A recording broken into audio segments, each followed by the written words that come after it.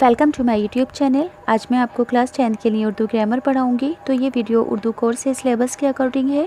Urdu course भी syllabus के according playlist से जाकर आप ग्रामर सीख सकते हैं। तो सभी बच्चे एक चीज़ का ध्यान रखेंगे कि सिलेबस के अकॉर्डिंग कोर्स ए और कोर्स बी के मुताबिक प्लेलिस्ट से अगर आपको ग्रामर सीखनी है तो आप इस चैनल की प्लेलिस्ट से जाकर देख सकते हो।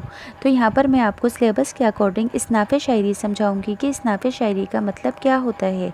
इसनाफ़ का मतलब होता है प्रकार, यानी कि आप इस वीडियो में शायरी के प्रकार के बारे में जानेंगे। पर यहाँ पर मैं आपको सिलेबस के अकॉर्डिंग पढ़ाऊँगी क्योंकि शायरी के बहुत सारे प्रकार होते हैं, मगर आपके सिलेबस में सिर्फ 3 ही कैटेगरीज़ को दिया गया है आपके सिलेबस के अंदर। उर्दू अदब यानी कि उर्दू लिटरेचर में इसनाफ़ शायरी में मंदरजा बाला अक़साम को शामिल किया गया है, यानी कि उर्दू लिटरेचर में शायरी के इन सभी प्रकारों को, इन सभी इसनाफ़ को शामिल किया गया है। नज़्म, गज़ल, मसनवी, रुबाई, कसीदा, मरसिया, हम्द, नात, शहर आशूब, वासो, गीत, पैरोडी और हजू। और आपको अपने सिलेबस के अकॉर्डिंग सिर्फ नज़्म, कसीदा और मरसिया के बारे में जानना है। तो इस वीडियो में मैं आपको कसीदे के बारे में समझाऊंगी, इसकी किस्मों के बारे में समझाऊंगी जो कि एग्ज़ाम में ज़रूर पूछी जाएंगी क्योंकि ये सिलेबस के अंदर दिया गया है। तो कसीदे का मतलब अगर मैं ज़ुबानी तौर पर बताऊँ, कसीदा एक तरह से नज़्म ही होती है। तो कसीदा ऐसी नज़्म को कहते हैं जिसमें शायर इरादतन किसी भी शख्स की खूबी या फिर उसकी तारीफ़ को बयान करता है। कसीदा क्या है? कसीदा एक तरह से नज़्म है। तो कसीदा ऐसी नज़्म को कहते हैं जिसके अंदर शायर इरादतन किसी भी शख्स की तारीफ़ या खूबियों को बयान करता है। ये कसीदा ये अरबी के लफ्ज़ कसद से बना है और कसीदे के मायने मशक के हैं, यानी इरादे के हैं। जैसा कि मैंने अभी ऊपर बताया था, इसमें शायर इरादतन किसी शख्स की तारीफ़ को बयान करता है। तो ये एक तरह से क्या है, नज़्म की ही एक सिन्फ है, नज़्म का ही एक प्रकार है। तो अब मैं यहाँ पर आपको कसीदे के बारे में मुकम्मल जानकारी समझाऊंगी जो कि एग्ज़ाम में आपसे पूछी जा सकती है, पर वीडियो को स्किप मत करना। कसीदा अरबी के लफ्ज़ कसद से बना है।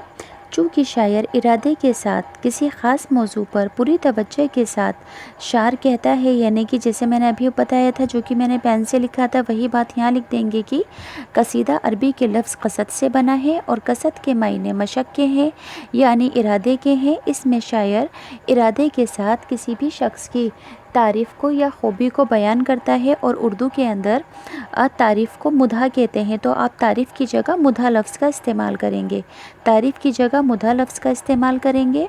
अब आगे है, गज़ल की तरह कसीदे के पहले शार के दोनों मिसरे हम काफ़िया होते हैं। अब आप सोच रहे होंगे कि काफ़िया क्या है, तो मतला, मक़ता, रदीफ़ और काफ़िया के मुतालिक आपका जानना निहायत ज़रूरी है। इसके लिए भी मैंने प्लेलिस्ट के अंदर वीडियो डाली है, आप वहाँ से जाकर सीख लेंगे। तो गज़ल की तरह कसीदे के पहले शार के दोनों मिसरे, एक शार के अंदर 2 लाइनें होती हैं, 2 मिसरे होते हैं। तो जिस तरह से गज़ल के अंदर पहले शार के दोनों मिसरे हम काफ़िया होते हैं, उसी तरह से कसीदे के पहले शार के दोनों मिसरे हम काफ़िया होते हैं, जिसे मतला कहते हैं। बाकी अशार के सिर्फ़ दूसरे मिसरे हम काफ़िया होते हैं। अशार यानी कि शार की जमा, यानी कि बाकी के जितने भी शार होते हैं उसके दूसरे मिसरे हम काफ़िया होते हैं। कभी कभी कसीदे में एक से ज़्यादा मतले होते हैं। गज़ल के बरअक्स, यानी कि गज़ल के अपोज़िट ज़्यादा मतले, ज़ायद मतले यानी कि ज़्यादा मतले अमूमन आम तौर पर अशार के बीच में आते हैं। कसीदे में अशार की तादाद मुकर्रर नहीं होती है। जहाँ तक मौजू का ताल्लुक़ है तो कसीदे में आम तौर पर मुधा या मज़मत, नसीहत व मौजू व मौज़त या मुख्तलिफ़ हालत व कैफ़ियत वग़ैरह का बयान किया जाता है। मगर मेन मायने में कसीदे का मतलब यही है कि मुधा लफ्ज़ का आपको इस्तेमाल करना है कि किसी भी शख्स के इरादे के साथ, अपने किसी भी अज़ीज़ की इरादे के साथ मुधा करनी, तारीफ़ करनी कसीदा कहलाता है। अब कसीदे के अक़साम जो कि एग्ज़ाम में आपसे पूछे जा सकते हैं। कसीदे की किस्में, हैयत यानी कि लिखने के एतबार से कसीदे की 2 किस्में होती हैं। हैयत यानी कि लिखने के एतबार से कसीदे की 2 किस्में होती हैं। पहली किस्म है खिताबिया और दूसरी किस्म है तमहीदिया। खिताबिया का मतलब है कि खिताबिया ऐसे कसीदे को कहते हैं, खिताबिया ऐसे कसीदे को कहते हैं जिसके अंदर कसीदे की शुरुआत किसी भी शख्स की मुधा या तारीफ़ से शुरू की जाती है। اسے خطابیہ کہتے ہیں، اسے خطابیہ کہتے ہیں۔ دھیان رکھنا، خطابیہ کا مطلب کیا ہے کہ جب قصیدہ کسی بھی شخص کی مدح یا مذمت سے شروع ہوتا ہے اسے خطابیہ قصیدہ کہتے ہیں، جیسے کہ سودا کا قصیدہ، آیا عمل میں تیغ سے تیری وے کارزار۔ دوسری کیٹیگری ہے تمہیدیہ، جب قصیدے کے اندر اصل موضوع سے شروعات نہ کر کے اس میں تمہید کے طور پر کچھ اشعار شامل کر دیے جائے تو ایسے قصیدے کو تمہیدیہ قصیدہ کہتے ہیں۔ تمہیدیہ قصیدے کا مطلب ہوتا ہے کہ جس موضوع پر بھی قصیدہ لکھا گیا ہے ڈائریکٹ اس موضوع پر بات نہ کر کے اس میں دوسرے اشعار تمہید کے طور پر شامل کر دیے جاتے ہیں تو ایسے قصیدے کو تمہیدیہ قصیدہ کہتے ہیں۔ سمجھ میں آ گیا یعنی کہ قصیدے کا مطلب کیا ہے؟ تمہیدیہ قصیدے کا مطلب جب جس کسی بھی ٹاپک پر قصیدہ لکھا جاتا ہے اس مین ٹاپک پر بات نہ کر کے اس کے علاوہ کسی اور ٹاپک کو پہلے لکھنا، تمہید کے طور پر پہلے لکھ دینا اور پھر بعد میں ٹاپک پر آنا، تو اس ٹائپ کے لکھنے کو تمہیدیہ قصیدہ کہا جاتا ہے۔ اب ایک چیز اور دھیان رکھنی ہے کہ تمہیدیہ قصیدے کے 4 اجزاء ہوتے ہیں، یعنی کہ تمہیدیہ قصیدے کے بھی 4 پرکار ہوتے ہیں۔ پہلا ہے تمہیدیہ، اسے نصیب بھی کہتے ہیں، اسے نصیب بھی کہتے ہیں۔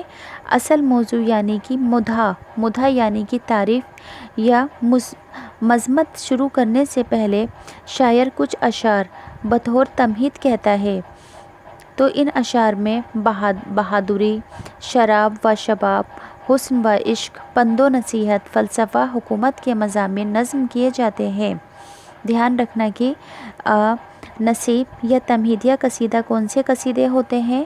اس قصیدے کے اندر شاعر اصل موضوع یعنی کہ مدح کی تعریف شروع کرنے سے پہلے اس میں تمہید کے طور پر دوسرے اشعاروں کو ایڈ کر دیتا ہے، دوسرے اشعاروں کو تمہید کے طور پر ایڈ کرتا ہے مین ٹاپک پر آنے سے پہلے، جیسے کہ میں نے ابھی اوپر تمہید کا مطلب بتایا تھا۔ تو اس ٹائپ کے قصیدے کے اندر عشقیہ اشعار سے قصیدے کی شروعات کی جاتی ہے، عشقیہ اشعار سے قصیدے کی بات شروع کی جاتی ہے، پھر کسی بھی شخص کی مدح کی جاتی ہے تمہید کے طور پر۔ اب ہے گریز کے اندر تمہید کے بعد گریز کا نمبر آتا ہے۔ یہ قصیدے کا وہ جز ہے جہاں شاعر تمہید کو ترک کر کے مدح کی تعریف کی اور بڑھتا ہے، یعنی کہ تمہید کو ہٹا کر مدح کی تعریف کی اور بڑھتا ہے، اسے گریز کہتے ہیں۔ بے شعر یا چند اشعار جو تمہید کے غیر متعلق جزو کو اصل موضوع یعنی مدح سے ملاتے ہیں گریز کہلاتے ہیں۔ تیسری کیٹیگری ہے مدح کی، یہ قصیدے کا اصل موضوع ہے، مدح قصیدے کا اصل موضوع ہے، اصل ٹاپک ہے۔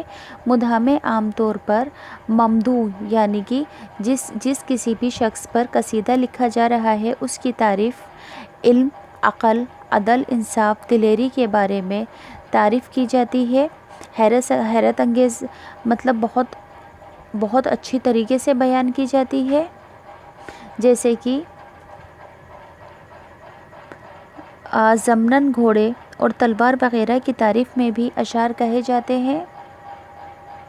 مدح کا مطلب کیا ہے کہ یہ قصیدے کا اصل موضوع ہے، اس کے اندر مدح یعنی کہ تعریف میں عام طور پر ممدوح یعنی کہ جس کی تعریف کی جا رہی ہے اس کی علم، عقل، عدل، انصاف، دلیری و شجاعت کی تعریف بہت بڑے انداز کے اندر بڑا چڑھا کر کی جاتی ہے، تو اسے کیا کہتے ہیں؟ مدح کہتے ہیں۔